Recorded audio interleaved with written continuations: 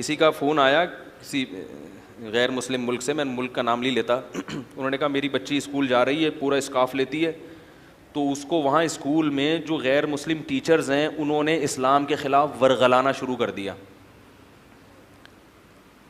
اب وہ بچی کا دماغ کیا ہو رہا ہے, خراب. ورغلانا ہوئی, تم اسکارف کیوں لیتی ہو؟ مسلمان جو ہے نا, مردوں کو تو چہرہ چھپانے کی وہ نہیں ہے, اور عورتوں کو عورتیں اسکارف لیں, یہ تو عورتوں کو کیا کیا اسلام نے.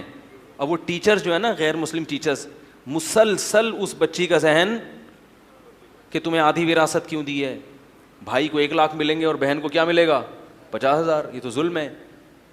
اور اسلام نے مرد کو گھر کا سربراہ کیوں بنایا ہے بھائی؟ عورت کو, مرد اور عورت دونوں کیا ہونے چاہیے؟ اسلام نے دونوں کو جاب کرنا چاہیے, شوہر بھی. پھر وہ ٹیچر نے کہا دیکھو میں بھی جاب کرتی ہوں اور میرے شوہر بھی جاب کرتے ہیں, مجھے بھی آزادی اور میرے شوہر کو بھی آزادی. تو وہ جنہوں نے مجھے فون کیا وہ بہت پریشان کہ یار میرے بچے کی کیا لگ رہی ہے, بالکل ایمان سے ہاتھ دھو رہی ہے, اتنا پروپیگنڈا. پھر یہ بھی کہا کہ تم لوگ کے ملکوں میں مردوں کو تو 4 شادیوں کی اجازت ہے, عورتوں کو اجازت نہیں ہے.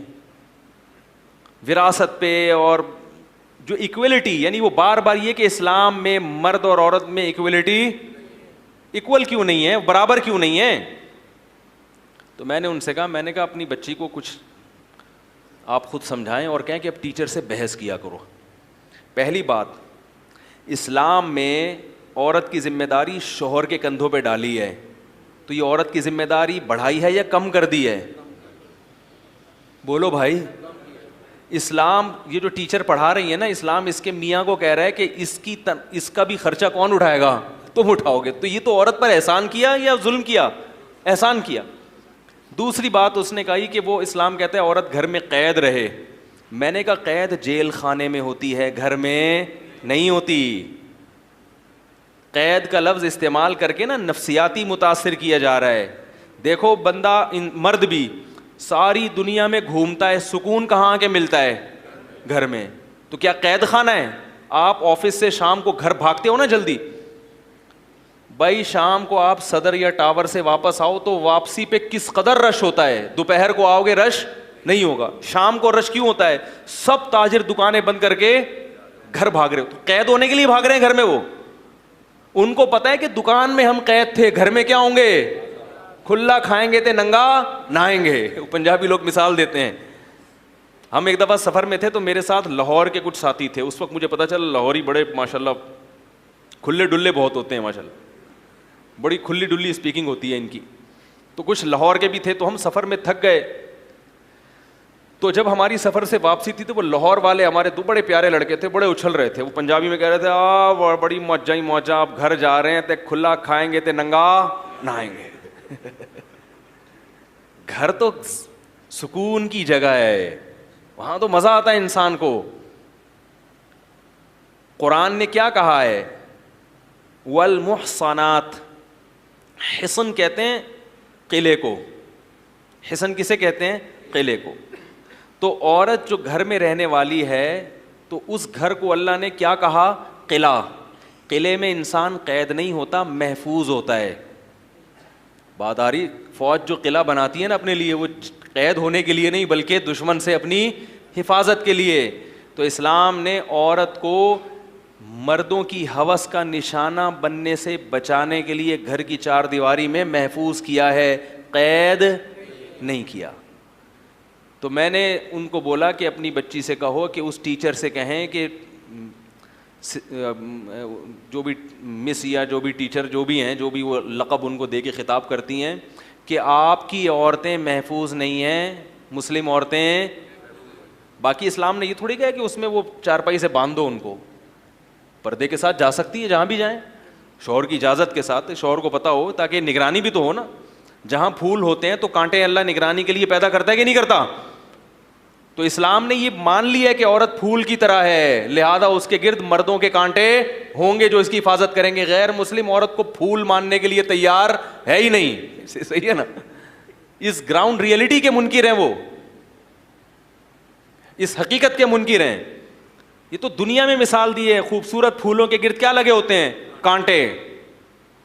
کریلے میں کانٹے, کریلے کی بیل میں کانٹے ہوتے ہیں, کہ ایک کریلے کی حفاظت کے لیے 10 کانٹے. کریلا خود اتنا کڑوا ہوتا ہے کہ وہ اس کی خود ہی حفاظت ہو رہی ہوتی. مرد کی حفاظت کے لیے کانٹوں کی ضرورت نہیں ہے, لیکن عورت کو اللہ نے پھول کی طرح بنایا تو اس کی حفاظت کے لیے مردوں کا پہرا لگا دیا. غیر اس کا باپ, اس کا بھائی, اس کا شوہر, اس کا بیٹا, اس کا بھتیجا, اس کا چچا.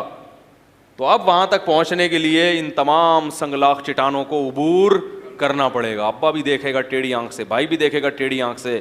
ہیں بھائی, ہمارے لیے تو حلال طریقے سے یعنی رشتہ لے کے جا کے گھر سے لے کر آنا بڑا مشکل کام ہے, اور ان کے ہاں حرام اتنا سستا ہو گیا, اتنا سستا کہ اتنی عزتیں لٹتی ہیں ان ملکوں میں عورتوں کی. جو ریپ ہوتا ہے, جو جبری زنا ہے, اس کے کیسز اتنے زیادہ ہیں, ان کا میڈیا ان کیسز کو ہائی لائٹ نہیں کرتا.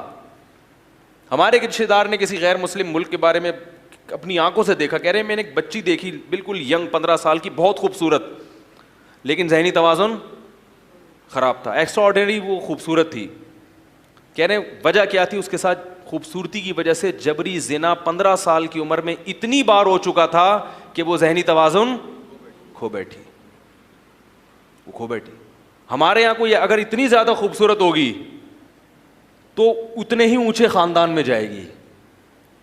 کیا خیال ہے بھائی, اس کے رشتے پھر کہاں سے آئیں گے, بڑے بڑے گھرانوں سے. تو وہ عزت کے ساتھ رخصت ہو کے, میں نے دیکھا ہے کہ بڑی غریب لڑکیاں, لیکن حسن و جمال بہت زیادہ تھا, تو گئی بہت اونچے خاندانوں میں, وہ عزت ملی ان کو, صالح اولاد ملی, پورا محبت ملی ان کو. تو رنگ رلیوں پہ زمانے کی نہ جانا اے دل, یہ خزاں ہے جو باندازے بہار آئی ہے. یہ صرف باتیں ہیں, حقائق نہیں ہیں. تو میں نے کہا ان سے کہو, اپنی ٹیچر سے کہیں کہ اسلام نے عورت کو جو کہا ہے نا کہ جاب حرام نہیں کی اسلام نے, لیکن عورت کو کہا ہے کہ تمہاری ذمہ داری کون اٹھائے گا, شوہر اٹھائے گا. اور یہ جو وراثت آدھی دی ہے, میں نے کہا وراثت آدھی دی مگر ذمہ داری. بھائی دیکھو, ایک آدمی کا انتقال ہوا, 70 بھائی ہیں, بیٹا اور ایک ان کی بہن ہے. 3 لاکھ روپے فار ایگزامپل چھوڑے, یا 3 کروڑ روپے چھوڑے اس نے. 2 کروڑ کس کو ملے, بھائی کو, اور 1 کروڑ کس کو ملا, بہن کا. جب بھائی کی شادی ہوئی تو شادی پہ خرچہ کس کا ہے, 2 کروڑ میں سے اس نے اپنی شادی پہ بھی خرچ کیا, مہر بھی دیا, گھر ارینج کیا دلہن کے لیے. کیا خیال ہے, دلہن کے لیے گھر بھی ارینج کیا, پھر گیس بجلی کا بل بھی, پھر سارا جہیز بھی اپنے خرچے پہ ڈالا, پھر بیوی کا سارا نان نفقہ اور اولاد کا سارا خرچہ کس کے ذمے ہے, اس 2 کروڑ والے کے ذمے. تو اس کے 2 کروڑ کی ایسی کی تیسی ہو گئی. اور اس کی جو بہن جب جس گھر میں گئی ہے تو اس کے پاس 1 کروڑ کیا 1 ارب بھی ہوں, 1 ارب روپے بھی ہوں, تو بھی اس کا سارا خرچہ کس کے کندھے پہ ہے, شوہر کے. اس کے ہونے والے بچوں کا خرچہ کس کے کندھے پہ ہے, شوہر کے ذمے.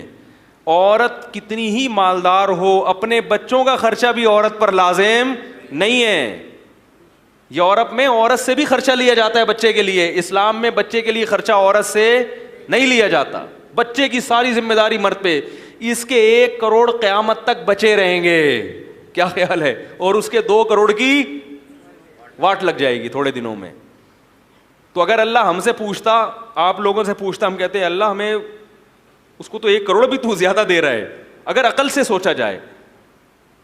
اور یہ بھی اسلام نے اس وقت دیا 1 کروڑ اس کو جب پوری دنیا میں عورت کو وراثت میں 1 دھیلا بھی کوئی دینے کے لیے تیار نہیں تھا. اور خواتین کے حقوق کی کوئی عدالتیں بھی نہیں تھیں کہ نبی محمد صلی اللہ علیہ وسلم اگر عورت کو وراثت میں حق نہ دیتے, دنیا میں کوئی بھی نبی کے خلاف آواز نہیں اٹھاتا. خود خواتین بھی آواز نہیں اٹھاتی کیونکہ وہ اس کلچر سے مانوس تھی کہ وراثت میں عورت کا حصہ نہیں ہوتا. عرب عورت کو حصہ نہیں دیتے تھے. ایک امی جس کو نہ لکھنا آتا ہو نہ پڑھنا آتا ہو, ایسے قانون بتا کر دنیا کو چلا گیا کہ جب بھی باپ مرے گا بیٹی کو کتنا ملے گا, اس میں سے آدھا حصہ بیٹی کو ملے گا. عرب تو عورت کو 1 دھیلا نہیں دیتے تھے. بہنوں کا بتا دیا, اگر بیٹیاں نہیں ہیں تو میت کی بہن کو ملے گا. عرب کہتے تھے ہم بیٹی کو نہیں دیتے, بہن کو کہاں سے دے دیں. تو اسلام نے کیا کہا کہ بیٹیاں اگر بیٹا بیٹی نہیں ہے تو کس کو ملے گا, بھائی بہنوں کو. بھائی نہیں ہے تو صرف بہنوں کو ملے گا. تو کتنا بڑا حق بیان کیا. تو گورے عورت کو حصہ تو دیتے ہیں مگر عورت پر اتنی ذمہ داریاں ڈال دیتے ہیں کہ وہ حصہ اس کے کسی کام کا نہیں رہتا. تو باقی وہ شادیاں وادیاں بھی وہ پھر میں ٹاپک چھیڑوں گا تو پھر وہ شادیوں کی طرف چلا جائے گا, مرد کو دی عورت کو اجازت نہیں دی, اس کی بھی بڑی زبردست لاجک ہے. تو خیر, تو اگر آپ اسلام کے قوانین کو آج بھی دنیا کے دیگر قوانین سے کمپیئر کرو تو اسلام کا پلہ, یعنی اتنی ترقی کے باوجود بھی اسلام نے جو 1400 سال پہلے لا دیا تھا وہ لا آج بھی قابل عمل ہے, اور صرف وہی قابل عمل ہے, اس کے علاوہ سب باتیں ہیں. تو باتیں کرنے پر گورنمنٹ کی طرف سے کوئی پابندی بولو بھائی نہیں ہے, باتیں کر لو بیٹھ کے.